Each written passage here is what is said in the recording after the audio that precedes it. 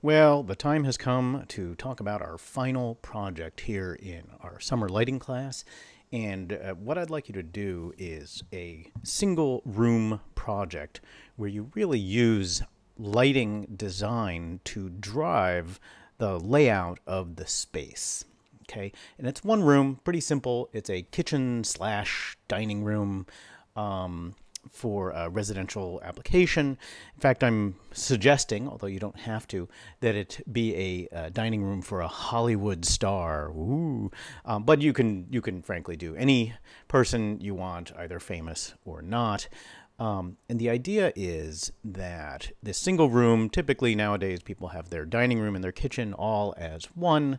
You'll need the usual kitchen stuff, obviously food preparation, unless your theme is eat out only, or order in only.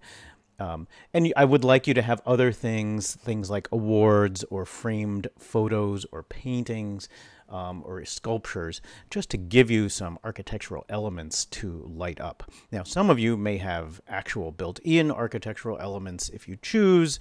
I'll show you some examples of people who wanted to have a cathedral ceiling or interesting tile work, that kind of thing.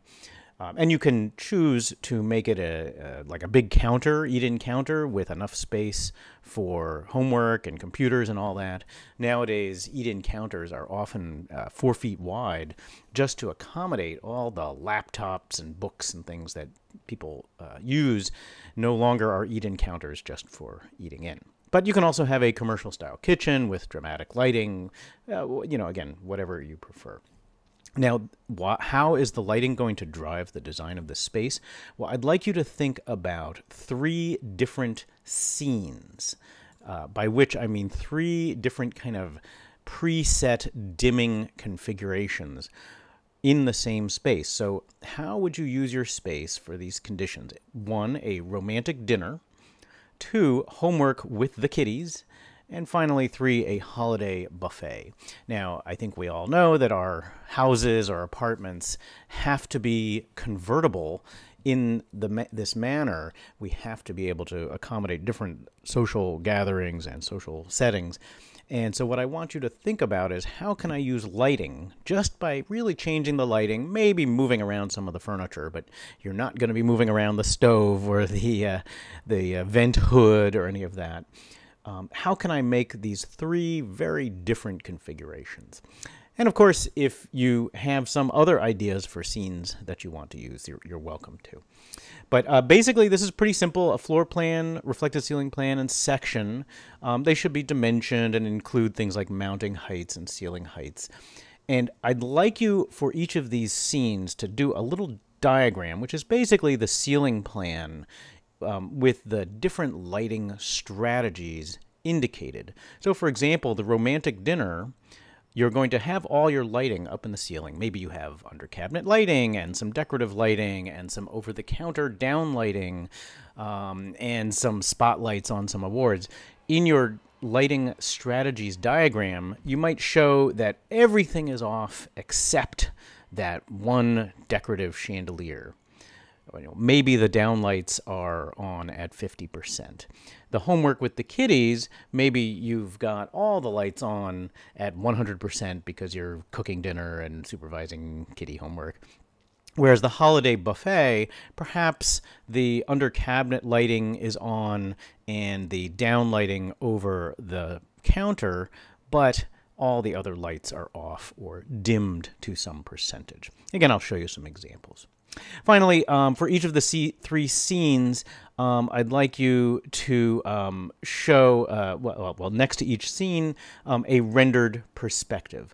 There's this thing about light level isolines. I think I'm not going to go that route. We need special software. We need Enscape, and I don't know, I had it in my head that everybody would be using Enscape, but actually not everybody is using Enscape. So let's just forget about this part. We'll just cross it out right now. Anyway, you'd have a rendered perspective for each of these scenes, 15 inches or so. That's kind of irrelevant since you'll be producing these electronically. So let's take a look at some examples.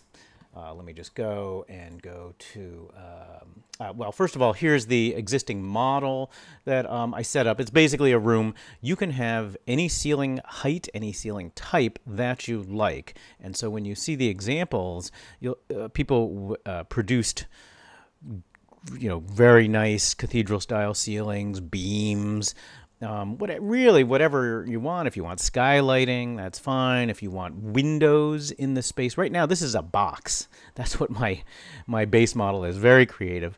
You'll note that I have also shown here the light cones that are indicative of the direction of the light fixture. I am posting a separate video on kind of improving your lighting in Revit. Again, I am a little fuzzy on where everybody was at in terms of their technical skill, but displaying those light cones and using them to aim your fixtures is really important.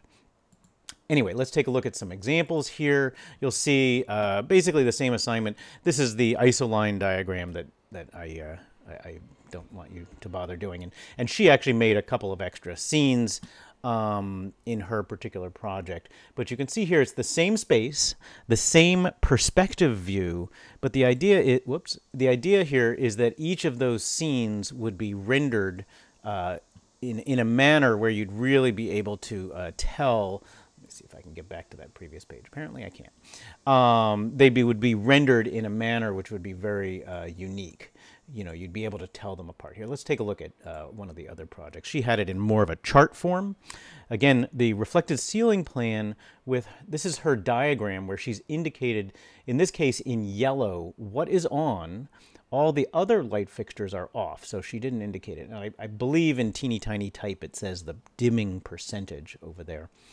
And then she has the rendering, and you can see how each rendering is quite different. In fact, she's changed some of the entourage to reflect the character of that particular space being used in those different social configurations. Okay, I forget who exactly she made it for. Let's see, it was for John Legend and his wife, Chrissy Teigen. I don't know who those are. But anyway, you can see here she's got an overall reflected ceiling plan and a floor, and it's very nicely annotated here with notes about what everything is.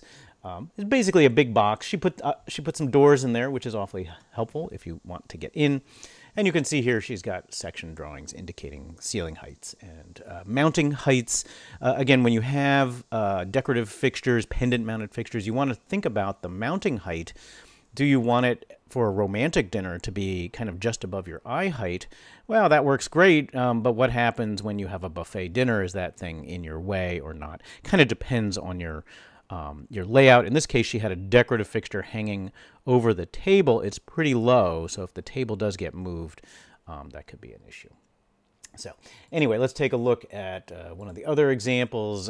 She had a slightly different layout. Hers was for an actress named Zoe Deschanel. And again, she came up with this idea of, like, I guess she has this bachelorette kind of lifestyle, so she wanted it to be a very perky kind of place. And here she has homework and meal preparation, which, if we go to the next page, you can see it looks quite different when she has romantic dinner, where really there's a spotlight on the table. This rendering is actually a little too bright.